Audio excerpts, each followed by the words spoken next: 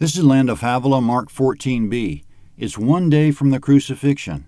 According to the law of Moses, Exodus 12:15, all Israelites must observe the Passover meal tonight. Verse 12. On the first day of unleavened bread, when they sacrificed the Passover, his disciples asked him, "Where do you want us to go and prepare that you may eat the Passover?" He sent two of his disciples and said to them, "Go into the city, and there you'll meet a man carrying a pitcher of water. Follow him, and wherever he enters in, tell the master of the house, 'The teacher says, where's the guest room where I may eat the Passover with my disciples?' He will himself show you a large upper room furnished and ready. Get ready for us there." Comment in verse 12, it was the first day of unleavened bread. This was a 7-day observance. It started with Passover, and sometimes the entire 7 days is loosely called Passover. In verses 12 through 15, Jesus had the entire thing figured out. The city is crowded with pilgrims that have come to observe the Passover. Space is at a minimum, and the hour is late to make reservations, but Jesus knows where the perfect venue is still available. And he knows there'll be a man carrying a pitcher of water when the disciples go into the city, and that the man will lead them there. Imagine that. Who is this Jesus anyway? Verse 16. His disciples went out and came into the city and found things as he had said to them, and they prepared the Passover. When it was evening, he came with the 12. As they sat and were eating, Jesus said, "Most certainly I tell you, one of you will betray me, he who eats with me." They began to be sorrowful and to ask him one by one, "Surely not I?" And another said, "Surely not I?" He answered them, "It's one of the 12, he who dips with me in the dish. For the Son of Man goes, even as is written about him, but woe to that man by whom the Son of Man is betrayed. It would be better for that man if he had not been born." Comment in verses 13 and 16, the details of finding the Passover venue has a hidden meaning. Jesus was multitasking, God-style, when he told them how to find the upper room. Remember that according to Jesus' instructions, two of the disciples went into the city and found things just as he said they would be. They saw a servant man carrying the pitcher of water, followed him to a certain house, spoke to the master of the house about reserving a place for themselves. He himself showed them an upper room, and against all odds it was available, and he granted it to them. Those were the practical instructions on how to find the place for the Passover, but it was also a parable which originated in the marvelous multitasking mind of the Holy Spirit. The interpretation of the parable is that you and I must locate the servant man with living water, which is Jesus. He said he was a servant. We must follow him to a house, which is the house of God. Jesus said he was the way. We must ask the master of the house, which is God, if we can gain entry. David said, quote, "One thing that I will do, that I will seek after, that I may dwell in the house of Yahweh all the days of my life." Psalm 27:4. Against all odds, the master of the house himself showed them an upper room and said he would reserve it for them. Samuel said in prophecy, quote, "Behold, that which has been reserved. Set it before yourself and eat, because for the appointed time it has been kept for you." 1 Samuel 9:24.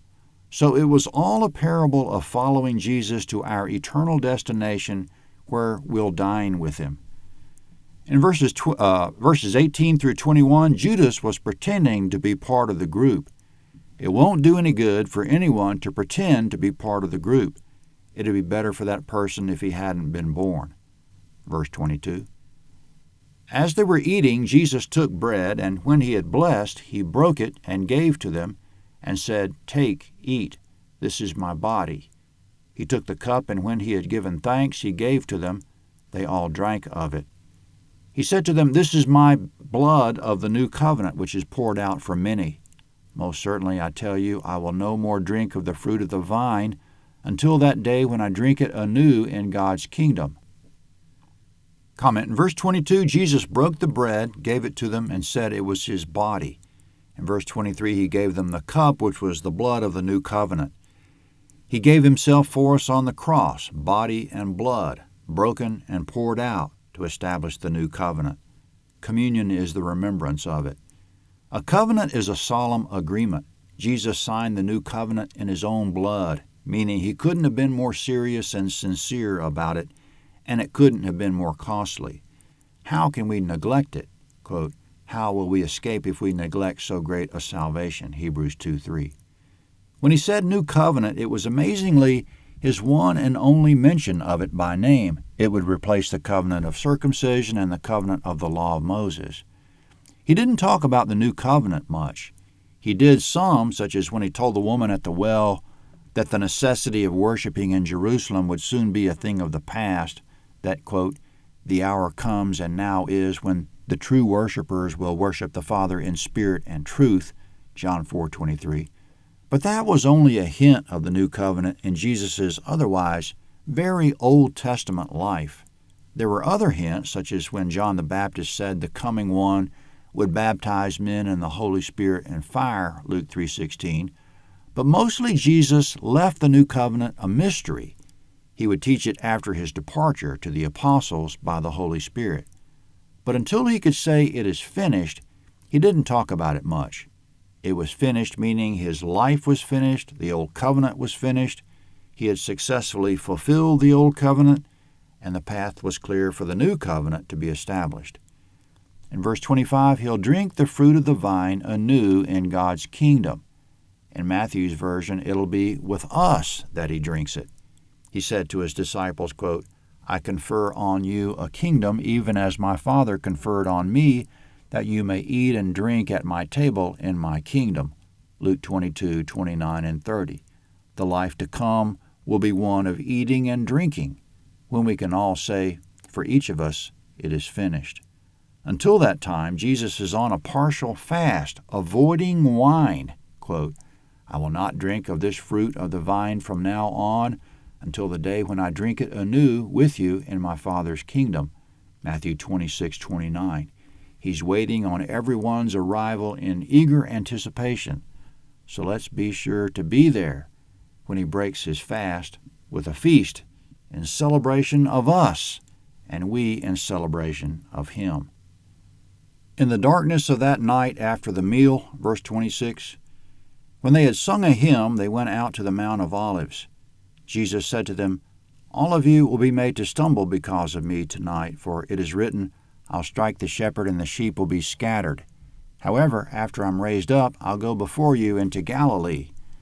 But Peter said to him, although all will be offended, yet I will not. Jesus said to him, most certainly I tell you that today, even this night, before the rooster crows twice, you'll deny me 3 times. But Peter spoke all the more, if I must die with you, I'll not deny you. They all said the same thing. Comment, they all said, I'll die before I deny. But Jesus said, all of you will be made to stumble tonight. He says, tonight they'll strike the shepherd. Every prophecy comes to pass, but it surprises us how many prophecies sound figurative but come to pass literally. Tonight they won't just strike Jesus in a figurative sense. He'll say something to the high priest that one of the guards doesn't like, and the guard will strike him, John 18:22, and he'll be struck more. While this is going on, the sheep will be scattered, meaning the disciples will be scattered. This is an example of figurative fulfillment. The disciples weren't literally sheep, and Jesus wasn't literally a shepherd. So this is an example of a general rule in prophecy that some aspects of prophecy will be fulfilled figuratively and some literally. Mark 14c's next at landofhavilah.net. Mark 14c.